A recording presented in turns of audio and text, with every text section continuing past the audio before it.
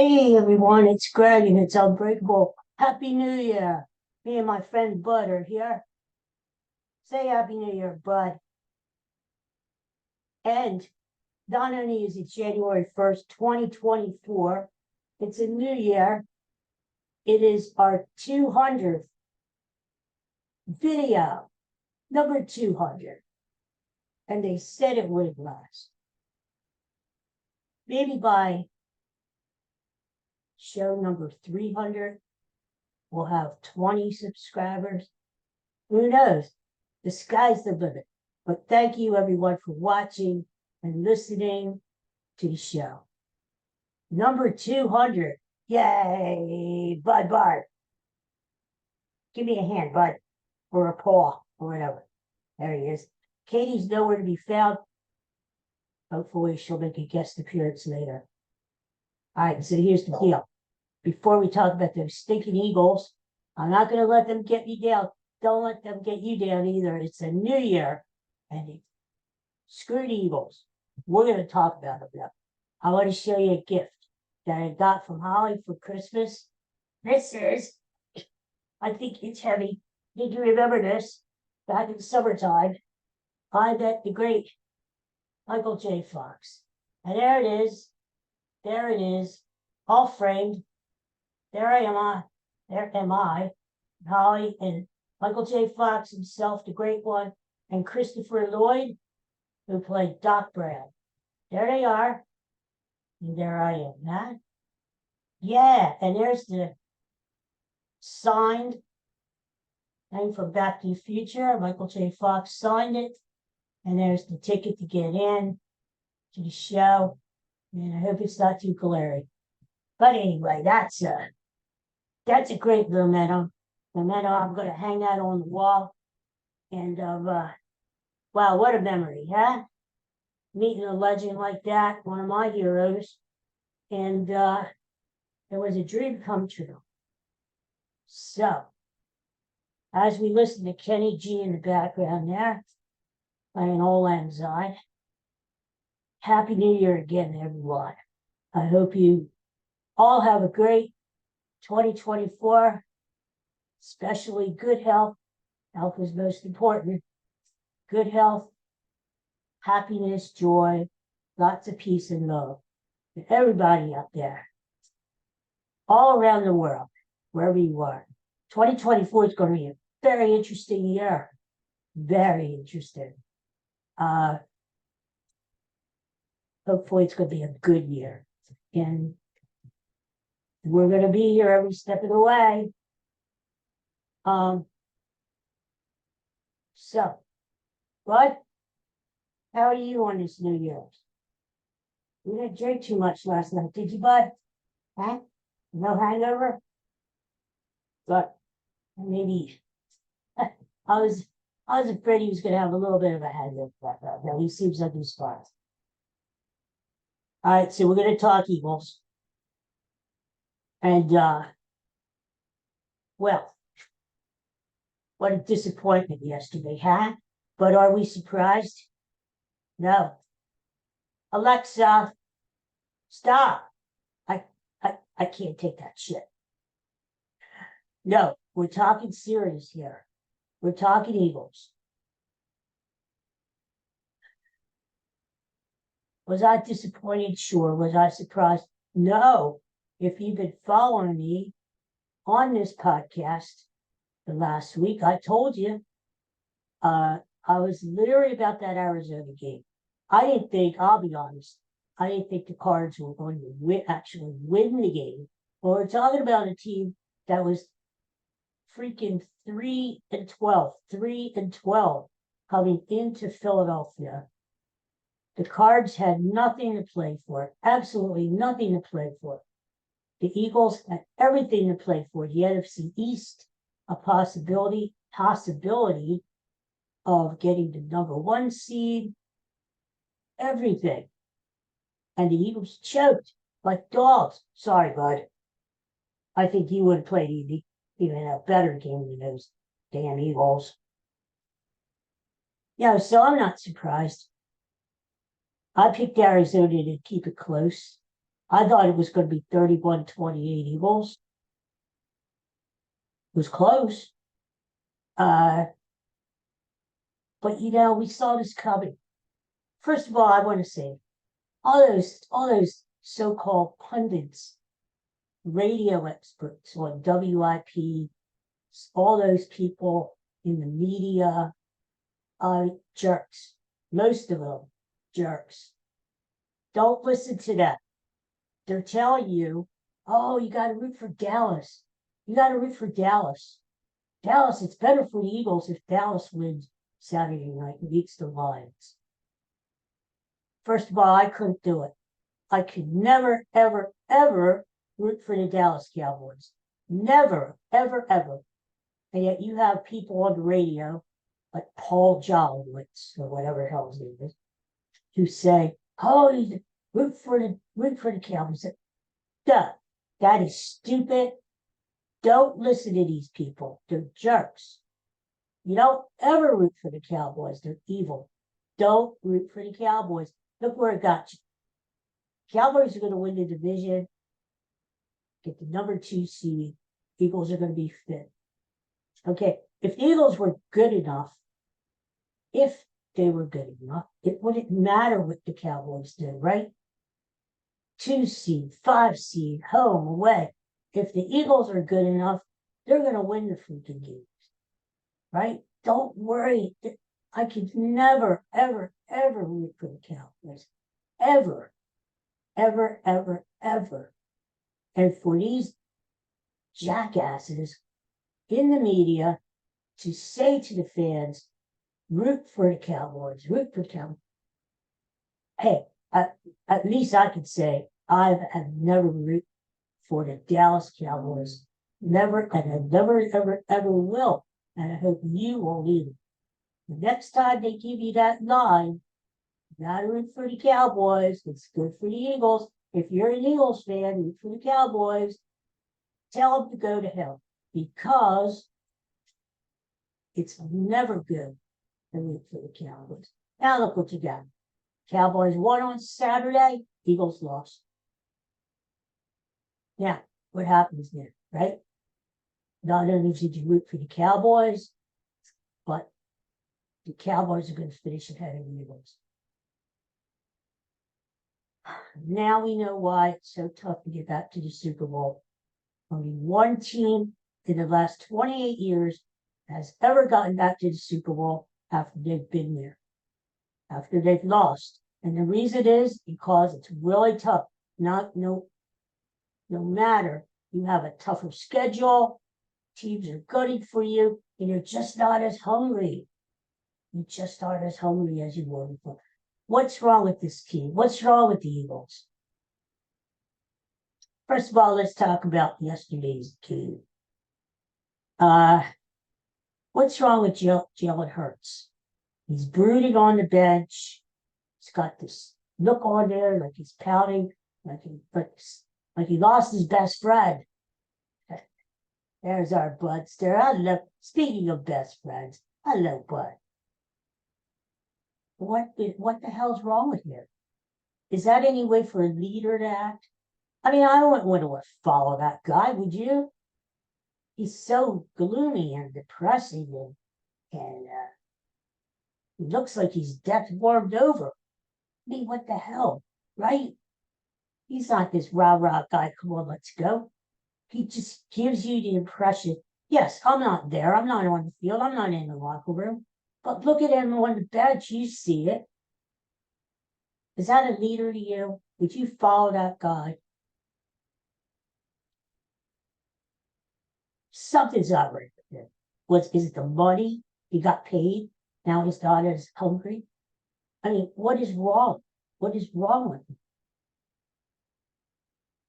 It starts with Jalen Hurts. I agree with the people who say, don't blame the coaches, blame the players.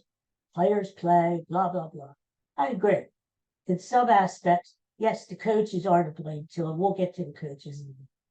Look at Bud. He's listening. He's in roll. Aren't you, Bud? Yeah, my little buddy there. Players got to play. Bottom line, guys, is the Eagles just aren't good enough this year. I told you that back during the Seattle game when people like Jolowitz were saying, oh, the Eagles are going to have an easy win, easy in Seattle. Never easy to go to Seattle, not with this Eagles team. Even yesterday, you cannot count on this Eagles team because they're just not good enough. They don't have the horses.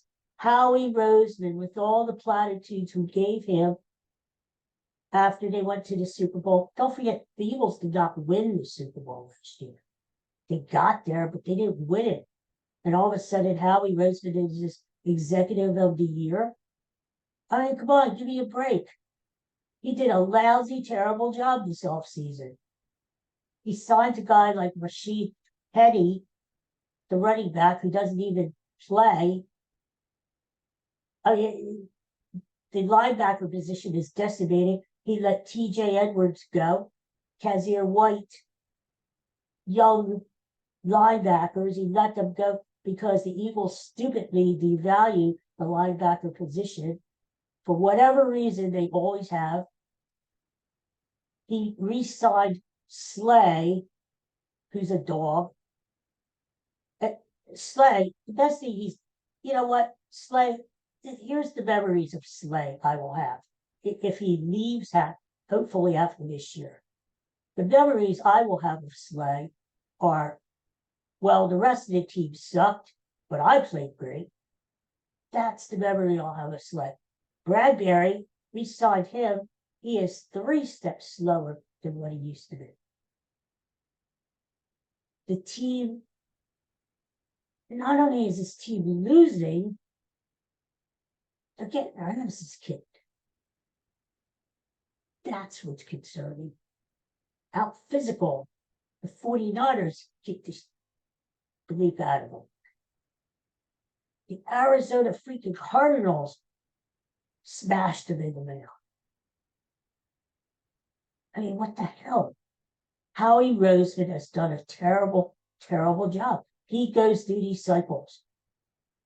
You watch CeeDee Lamb play, you watch DK Metcalf play, and some of these other wide receivers, Justin Jefferson. Howie Roseman passed on all these guys. Yes, CeeDee Lamb, Dallas took to him at 16. Eagles were 21. But they let Dallas trade ahead of them to get CeeDee Lamb. If the Eagles like CeeDee Lamb, they could have went up and got him. I love Devontae Smith. By the way, the poor guy got hurt yesterday. Is he out for the year? Why? Because he was blocking somebody. He should have never been blocking. The offense, terrible offensive scheme. Terrible. Why not have a guy like Dallas Goedert do the blocking on that play? We're going to get into that in a minute too. These damn coordinators. But my point is, Howie Roseman has not done as good of a job as we are led to believe. Would you rather have Micah Parsons or Devontae Smith? I love Devontae Smith, but I'd rather have Micah Parsons. He's a difference maker on that Dallas defense. Imagine what Micah Parsons could be on this Eagles defense. Devontae Smith is a nice player, but he's not a difference maker. He's not. Let's be honest. Howie Roseman has made mistake after mistake after mistake. After Chip Kelly left, he cleaned up that mess. Yes, and he got the Eagles back into contention pretty quickly. He needs to do the same thing this year. Eagles have more draft picks this year. Great. He needs to draft wisely. And he needs to do a better freaking job when it comes to personnel evaluation. Now, Nick Sirianni. When he was hired, that stupid press conference he gave after he was hired. You just had the impression, puppet, puppet, puppet. That word kept going through your mind, puppet, puppet. Jeff Lurie, Howie Roseman just hired him. He could be another talking point for them. Puppet. But Doug Peterson was at one time, but then Doug Peterson got wise, and he stood up for himself. And I give him credit. And then they let him go. He wins the only freaking Super Bowl in this franchise history, and they fire him. For this guy, really? This guy is just a cheerleader. He's not even calling the freaking plays. He's letting his offensive coordinator do that. And the offensive coordinator isn't doing a good job. He's not good enough. He is not good enough. I mean, think about it yesterday. Eagles going down. They have the ball less than 5 minutes to go. And they're playing scared. They're playing not to lose. Stupid play calling. Stupid screen pass. Stupid bubble screen, which never worked. And they settle for a lousy field goal. And then Arizona takes the ball and takes it down and scores a touchdown. Did you see that comment? I saw it. I mean, what the hell? We were playing scared. We're playing not to lose. Is that the kind of Eagles team you want to support?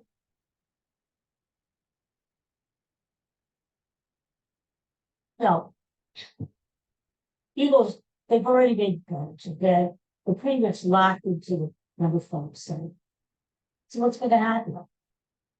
Are they going to lose in the first round? I mean, they have the incentive to play well. You get a home playoff game, at least one, maybe 2 home playoff games. And they blew it. Now they have to go on the road. Who knows? If they play New Orleans, Atlanta, Tampa, they're going to have to go on the road. If they get by that game, guess what? They have to play the freaking 49ers in San Francisco.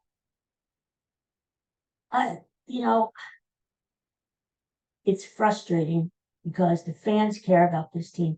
No matter what you say about the Phillies, and I love the Phillies, the Eagles are the number 1 team in Philadelphia. We all know that. Philly's a football team.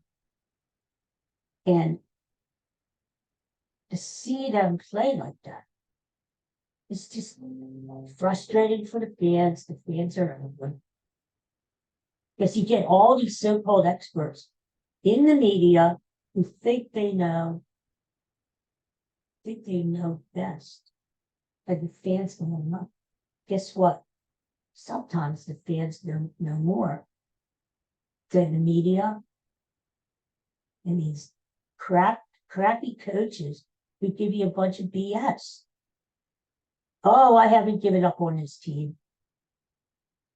That's what Nick Sirianni says. Well, guess what? Maybe the team has given up on you, Nick Sirianni. We don't know what's going on in that locker room, but I told you even around the Seattle game, it's not good when players are pointing fingers and they're stabbing each other in the back. That didn't go on in 2017 under Doug Peterson. That was a different team. Those guys, they had each other's backs. This team, they'll stab you in the back. And I said the other day, the Eagles are not a team. They are a group of individuals. That's a big difference. I don't know, Nick Sirianni, character. We see character and what a team is made out of, what a coach is made out of in any sport. You really see it during times of adversity. Are we really seeing character out of Nick Sirianni and this Eagles team? No, they're laying down like dogs.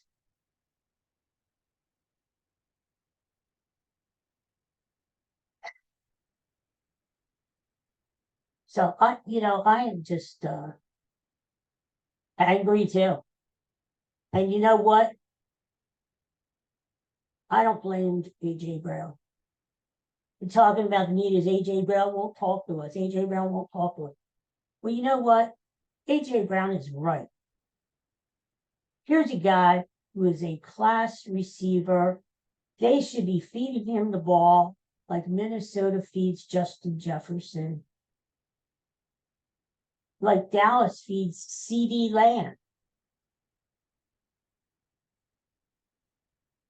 AJ Brown catches 3 passes yesterday. Hasn't caught a touchdown in 6 games now. And I told you Saturday, I thought AJ Brown was going to catch a touchdown yesterday. He did. We got our other pick right, Chicago Bears, annihilated Atlanta. But AJ Brown is right. If you're going to trade for a guy like AJ Brown, and you're going to pay that money to AJ Brown, why not use him? Why not make him the feature of your offense? You try to get him the ball as much as possible. I mean, it's just stupid. This team has no identity. Do they like to run the ball? No. Are they a passing team? No. I mean, what do? They're like Quez Watkins. They're just there. They don't do anything. Quez Watkins is a perfect example of the Eagles team. He's fast, he can run, but he can't catch the ball. And when it comes to time to fight for the ball, he doesn't fight for the ball. He lets the defender get the ball. That is a perfect example of this entire Eagles team. Why is he even on the team? It's just an example. Dallas Goedert, they should use him more too. I mean, what are they doing? I get it. It's just football. It's not life or death, and it shouldn't ruin your New Year's. But Philly fans are passionate about their sports. They're passionate about their Eagles. I am. And the fact of the matter is, it doesn't matter. It matters to us. It does matter. You know, I'm trying to read by brain here. Yeah, I mean, basically, you know, the team is playing not to lose now. They're playing scared. Why are the Eagles even favored by 7 points this week against the Giants? Why? Up in New York, it's hard to beat a team twice in a short amount of time. They're playing the Giants. They just played the Giants last week. Now they're playing them again next week. Why are the Eagles favored by 7 points? Why would the Eagles be favored over anybody at this point? Right? I mean, it's just ridiculous. I don't know what's going to happen. Do you think this Eagles team is just magically going to turn it around and start playing better next week and into the playoffs? Hopefully, but reality says it's not going to happen. It's not going to happen. Every week, Andy Graham says, oh, we're going to do better. What else can he say, right? But the fact of the matter is, they're just not good enough. You've got leaders on this team like Jason Kelsey, Brandon Green. They can't get a handle on what's going on. Maybe they don't want to say what's really going on, right? And other guys don't want to talk. They don't want to talk. I mean, why can't the coach be honest? Why can't he come out in the press conference and say, we stink. This is what we need to do better. Okay? Why are these guys, why does it seem like these guys are gassed in the fourth quarter? I mean, people are talking about the practices not being tough enough. Maybe that's true. I get it that the NFL is a different culture than it was 10, 20, 30 years ago. My buddy Ryan, Andy Reid had their 3-hour practices. have really got the players in shape, build up their endurance, they got ready for the season. It's not like that. Why did Jalen Hurts say last week about he made some sort of comment about everybody not being on the same page? Or, aren't guys working hard enough? Aren't they studying hard enough? Aren't they dedicating themselves to this team? Are they just there to pick up a paycheck? Have these guys just checked out, not only on the coaches, but their teammates too? I mean, it is frustrating because you see what's going on. You see what's going on right in front of our eyes. Trust your eyes, guys. Don't listen to these guys in the media who are telling you, oh, everything's going to be fine, blah, blah, blah. All of a sudden, these guys are waking up, right? But you and I, we saw this how many weeks ago? The Eagles were 10-1. How can they go from a team that 10-1 to what they are right now? And yes, even when the Eagles were winning, there was something missing there. We said that. There was something not right with this team. They were pulling out a lot of victories in spite of themselves. All the turnovers, the penalties. Yes, they won in Kansas City, but there for a long time. Think about it. Why doesn't this team get off the faster starts in the first quarter of the first half? Yesterday, they're winning by 15 points at halftime, and they end up blowing, losing the game. What happened at halftime that these guys came out and they looked so flat? Something is going on in that locker room.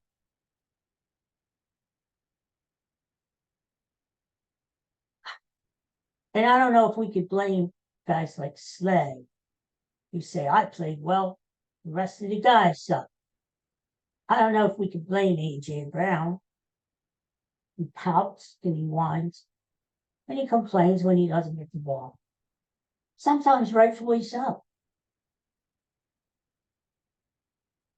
And I hate to use the analogy because cancer is a very serious thing, as we know. But some of these guys on this team just might be cancers in the locker room where they have this bad attitudes. Even guys like Kelsey and Randy Graham can't control it. To me, I think it's very simple. It comes down to the fact that the Eagles just are not good enough. And they can't overcome their deficiencies because they are weak in character and they lack leadership. There is no leadership from the quarterback position. There is no leadership from the coaches. I mean, what a disgrace. You're putting your defensive coordinator up in the booth. You're giving Matt Patricia the reins, even though he's really not the defensive coordinator. What has Matt Patricia ever done? Matt Patricia isn't the answer. And now you've humiliated yourself and your defensive coordinator. What are you going to do? Bring him back next year and put him on the field and say, well, you weren't good enough last year, but you're good enough this year? No. What about the offensive coordinator, Brian Johnson? Is he really the guy who's calling all these stupid plays? Or is Jalen Hurts the guy who is changing the plays at the line? Why isn't Jalen Hurts seeing open receivers? Maybe that's the case. Maybe A.J. Brown is open and Jalen Hurts just isn't getting the ball. Why not?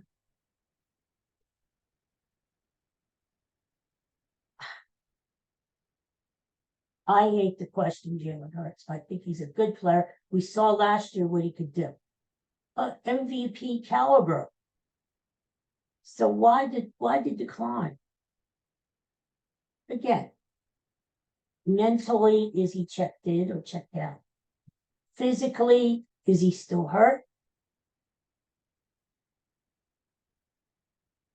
I just don't get it. I mean, is it the money? Is he as driven and dedicated as he should be?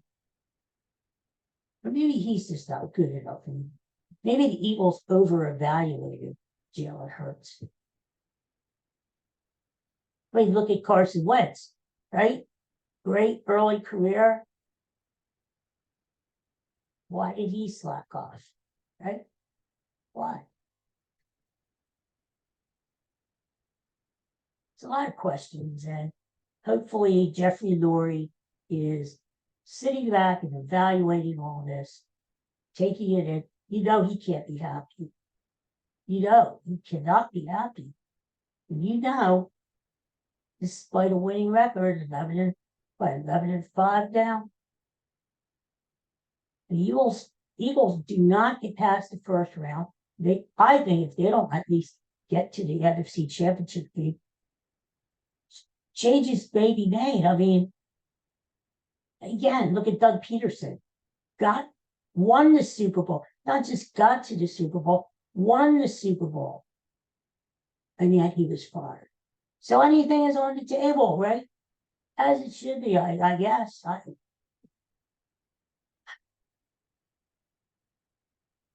Jeffrey Lurie needs to do a better job too. He needs to do a better job evaluating the people who he hires. Howie Roseman needs to do a better job. The players need to do a better job. And as we said, you've seen the reason why it's so hard to get back to the Super Bowl. If the Eagles do get back there, be it this year or next or whatever, don't take it for granted because it's really tough.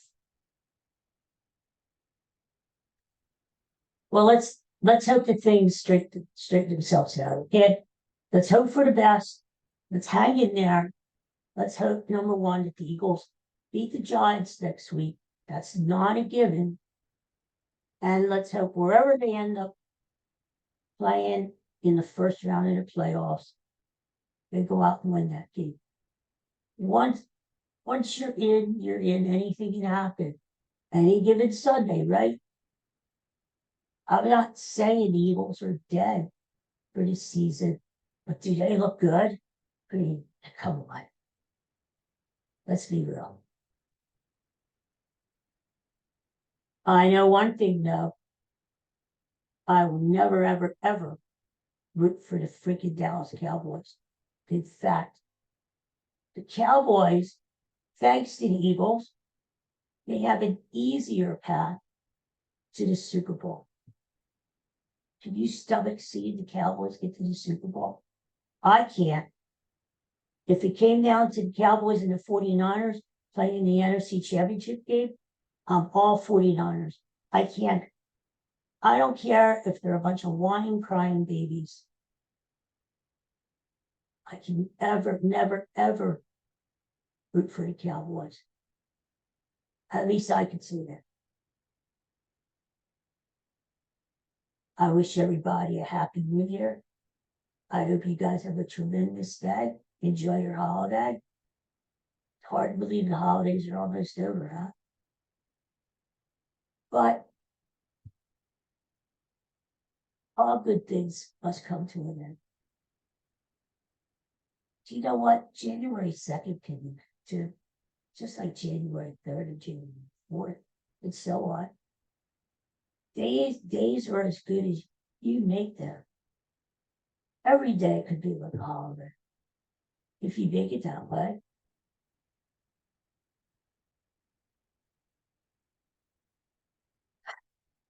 Thank you for watching. Thank you for listening.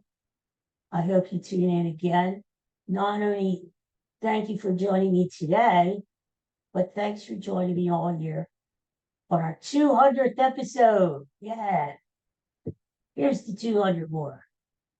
And I hope everybody has a great day. Take care. And you know what? I'm not letting these freaking evils ruin my New Year's. Don't let them ruin yours either. Go out and enjoy yourself and have a good time. Peace and love and joy, everybody. See you tomorrow on Unbreakable, the podcast. Take care. Bye.